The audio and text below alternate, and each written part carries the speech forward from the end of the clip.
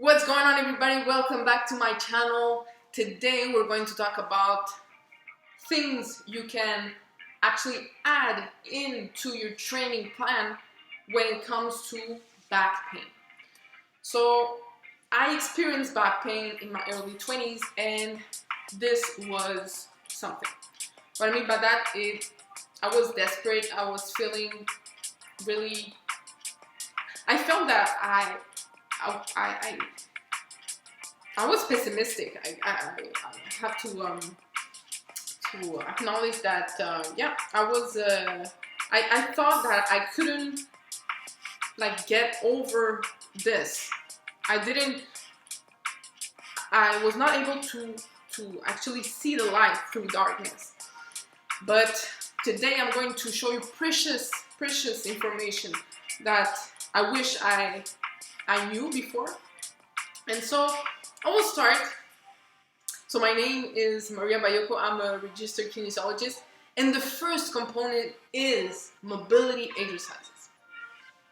Probably you're like, yeah, but I know this. I just have to stretch myself and everything will be all right. Yes, but flexibility is not the same as mobility, and that's the thing. Many people confuse flexibility and mobility. So I will clear everything up. So flexibility refers to the elasticity of a muscle, its ability to stretch. And mobility, not the same. It refers to the movability of a joint, its ability to move. Why people confuse them? It's simple. Because they're connected. It means that one goes with the other one. They are kind of a couple, right? Let's say they are. So that you understand, I'm going to show you a picture here.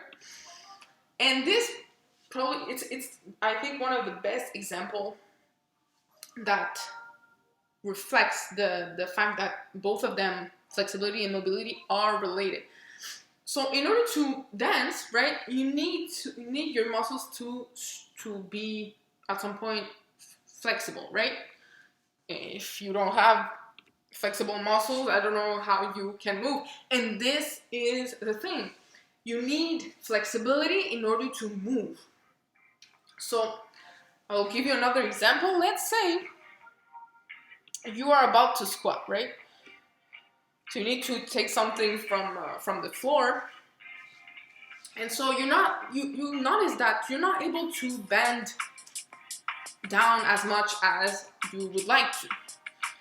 And one reason could be the fact that you have tight muscles around there, right?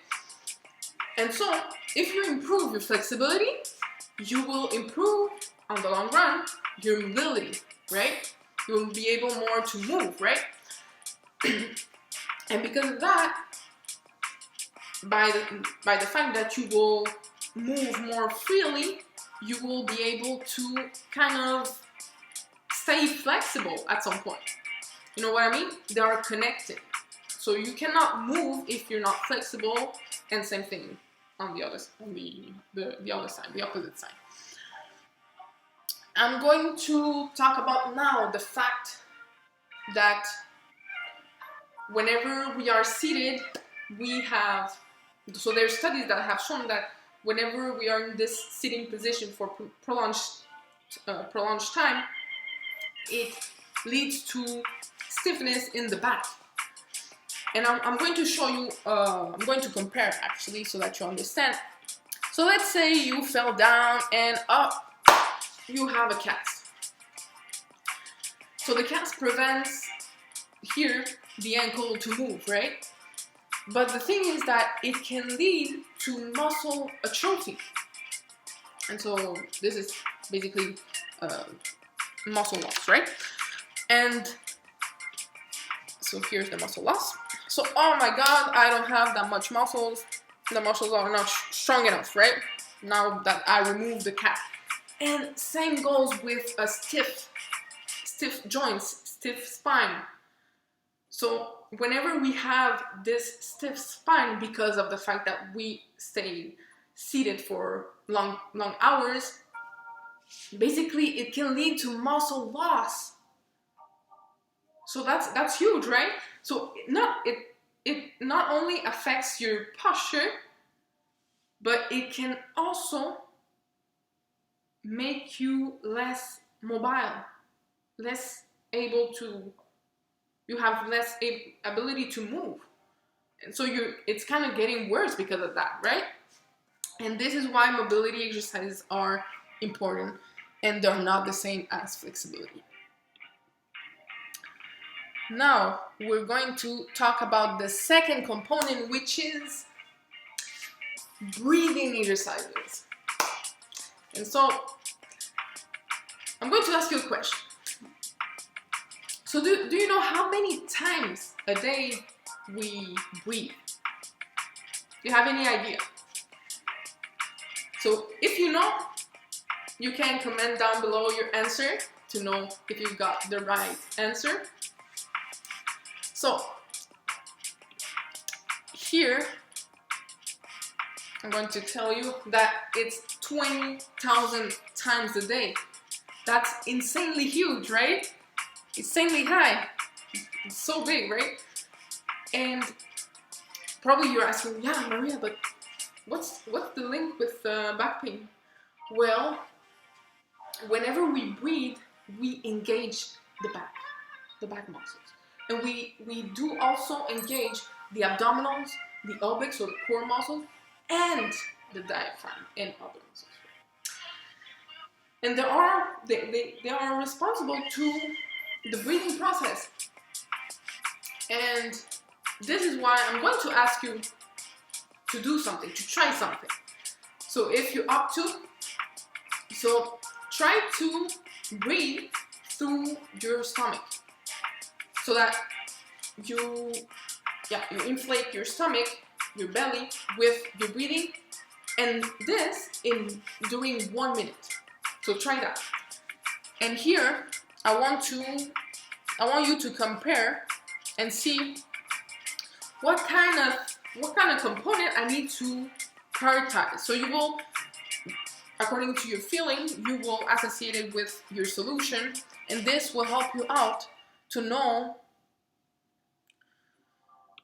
which component you need to prioritize, not to avoid and let it, like, throw it and remove it, right? We don't need any other component, we need to prioritize just one. But no, you need to have in mind that you need to keep working still. If you feel that it's easy to breathe through your belly, then maintaining it's good because you will keep it, right? You keep this ability. The last component, finally, is posture exercises. Probably you're like, oh yeah, I know all that. Yes. Why you're telling me that? I know already that. No, actually, I'm going to tell you something probably that you haven't heard before, and this is elongation exercise. I'm going to show you the picture. Probably you'll be like, oh my god, what is that? Is this like a chiropractor type of thing? No. Actually, the guy behind her is not actually. I picked a picture just for the woman, so let's pretend there's nobody in the back of her. And so this exercise is known as an elongation exercise. So I'm going to explain to you what it is about. So what you need to do is to kind of stretch your spine, and how you will have to pretend that your head is the top of your bottle of champagne. So you're kind of uncorking a bottle of champagne. You pretend that you're doing that, and to do that you have to kind of twist your head and go towards the ceiling, and try to kind of opening and stretching the spine while doing that. You can do that for like 10 seconds, 3 sets of those 10 seconds. It can be 3 times a week, something like that, to help you out to reduce the impact of the gravity force, right? So the gravity is kind of pushing you down, right? And the thing is that it leads to compressions, right? Vertebral compression. And so while doing those exercises will help you out. So it has been proven that doing this type of exercise will help you to reduce back pain as well as improving your posture, and will help you out to feel taller, and many other things. This is the 3 most, I would say, the biggest one, right? The 3 biggest reasons why those exercises are important, and that can help you out to reduce back pain.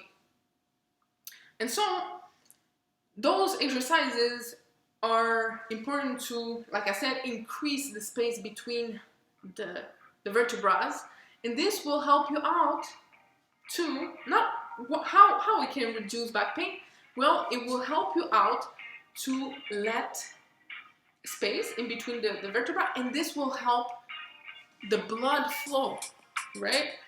And the blood flows into you can say throughout the spine, and this will actually increase the healing process of the problem, right? The back pain. And on the long run, you will feel relief. So that was it for the 3 essential components to fix back pain. I hope you enjoyed it. I hope you learned something today. If you did, don't forget to comment down below. Let me know what you think about this video.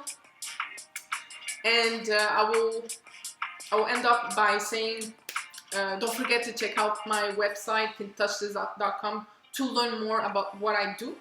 I'm Maria Baiocco, kinesiologist, and we will see us next week. As always, take care of yourselves and see you soon.